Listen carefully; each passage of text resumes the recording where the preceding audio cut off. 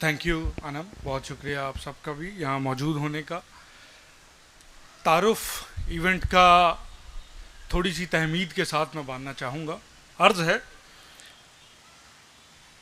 आदम से पैदा होने वाले पहले इंसानी बच्चे ने कत्ल किया। उसके बाद थोड़े ही अरसे में दुनिया तशद्दुद से भर गई और खुदा ने देखा कि नस्ल इंसानी की बदी ज़मीन पर बहुत ज़्यादा बढ़ गई है। उसके बाद हम रिलीजियस लिटरेचर में सबसे ज़्यादा मायनी खेज़ जुमले को पढ़ते हैं। पैदाइश की किताब बाइबल मुक़द्दस में लिखा है, खुदा को अफसोस हुआ कि उसने इंसान को ज़मीन पर बनाया और उसका दिल दर्द से भर आया। इसके बाद अमन के खुदा के नाम पर जंगे, मोहब्बत के खुदा के नाम पर नफ़रतें और रहम के खुदा के नाम पर जुल्म वजूद में आ गया। जब भी ऐसा होता है तो खुदा इंसानी ज़मीर के अंदर से कहता है कि मेरे नाम पर मत करें।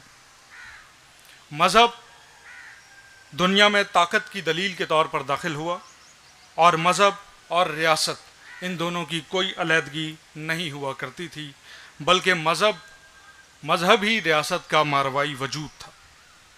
मज़हब एक वो तकद्दुस का लिबास था जिसे इक़्तिदार के नंगे हसूल की नकाब पोशी करने के लिए पहना जाता था और अब भी पहना जाता है।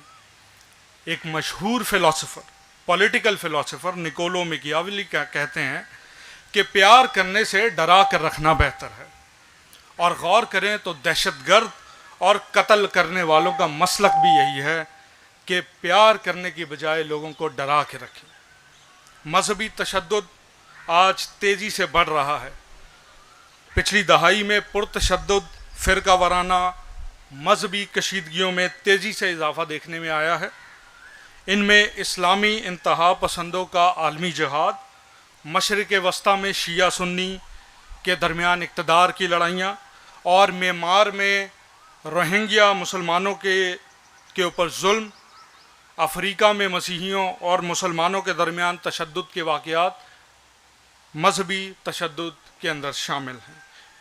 प्यू रिसर्च की एक रिपोर्ट के मुताबिक 2018 में दुनिया के 1/4 से ज़्यादा ममालिक ने मजहबी मुनाफरत, मज़हब से मुताल्लिक़ हजूमी तशद्दुद, दहशतगर्दी और मजहबी ज़ाब्तों के ख़िलाफ़ वर्जी करने के वाक़यात का सामना किया है।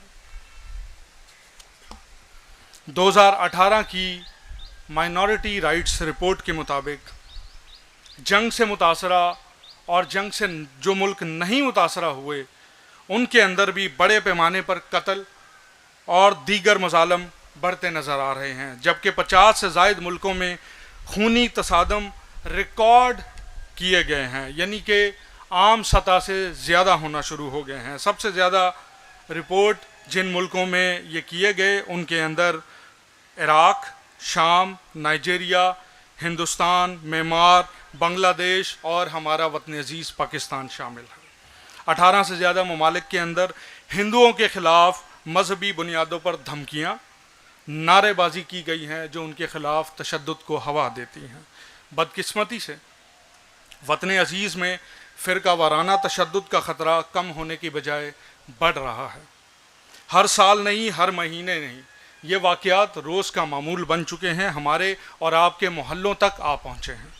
हंगामा खेजी और गैर यकीनी सूरत हाल के इस दौर में लोगों का इस तरह मिलकर बैठना मजहबी तशद्दुद का अहम तर्याक पेश करता है।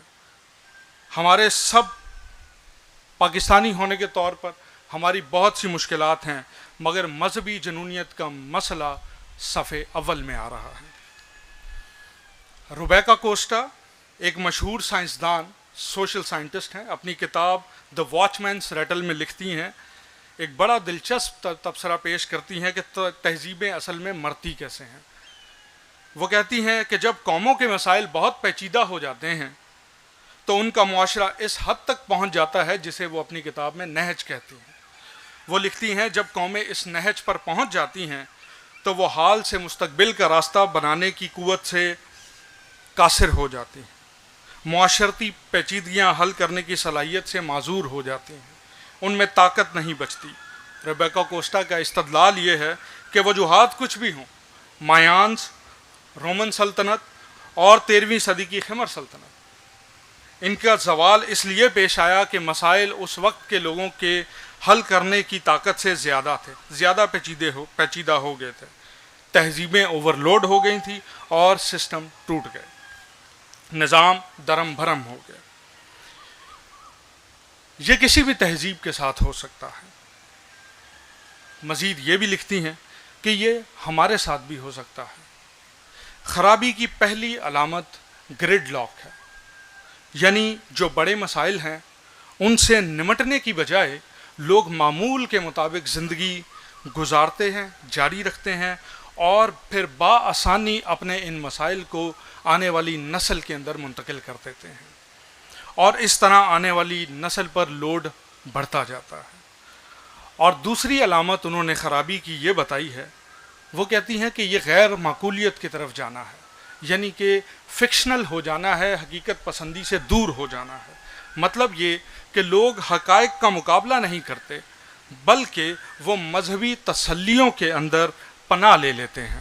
اپنے مسائل کو عقلی طور پر حل کرنے کی بجائے لوگ خدا کو نذرانے اور قربانیاں دے کر راضی کو کرنے کی کوشش کرتے ہیں اور اسی پر توجہ دیتے ہیں، مگر اس سے مسائل حل ہوتے نہیں ہیں۔ مسائل اپنی جگہ موجود ہوتے ہیں اور ہمیں انہی مسائل کو حل کرنا ہے۔ ہمیں آج اس ایونٹ کرنے کا مقصد یہ ہے کہ ہمارے اندر جو وی ورسز دیم کی سوچ ہے، ہم اچھے اور وہ برے کی جو سوچ ہے، اس کو کم کرنا ہے، اس کو ختم کرنا ہے، ان مسائل کو آج حل کرنا ہے، تاکہ ہمارے آنے والی نسلیں ان مسائل سے دو چار نہ ہوں۔ ان کے اور مسائل ہوں گے، ایسا نہ ہو کہ وہ اپنے مسائل سے بھی ڈیل کریں اور ہمارے چھوڑے ہوئے مسائل سے بھی ڈیل کریں۔ اس لیے ہمدردی، معافی اور امن کے پھیلاؤ کی آج پہلے سے بہت زیادہ ضرورت ہے۔ صبر، تحمل، افہام و تفہیم، آمنے سامنے بات چیت، مذہبی مفاہمت کی مسلسل بڑھتی ہوئی کالنگز پولرائزیشن کے منظرنامے کو ختم بھی کر سکتی ہیں، اور آج اس پولرائزیشن کے دور میں بہت اہمیت کی حامل ہے۔ یہی وجہ ہے کہ آپ سب یہاں موجود ہیں، یہی وجہ ہے کہ ہم نے اس پروگرام کو ترتیب دیا ہے تاکہ معاشرے میں امن کو بڑھاوا ملے، اور اپنے تمام اختلافات کے باوجود، ظاہر ہے ہندو مسلمان نہیں ہے، مسلمان ہندو نہیں ہے، کرسچن شیعہ نہیں ہے، شیعہ کرسچن نہیں ہے، اختلافات ہم سب کے اندر مذہبی طور پر موجود ہیں، مگر کیا اس کا مقصد یہ ہے کہ ہم کسی کے بھی نظریات اور عقائد سے اس کے اوپر تشدد شروع کر دیں؟